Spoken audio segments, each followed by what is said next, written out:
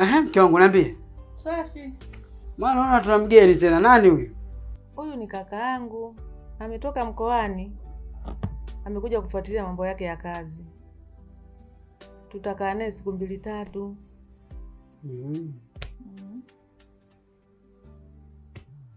Bwana shemeji? Bwana shemeji. Karibu bwana, jisikia kama uko nyumbani bwana. Nashukuru sana bwana shemeji. Haya, karibu sana. Nashukuru sana bwana shemeji, shakaribia. Hebu njoo ndani mara moja.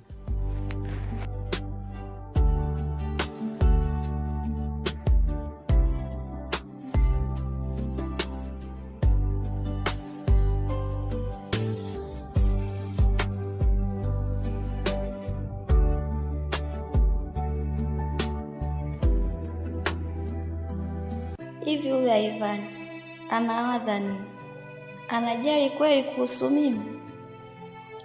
Ameamua kuondoka pasipo kujua anakwenda wapi na anarudi lini.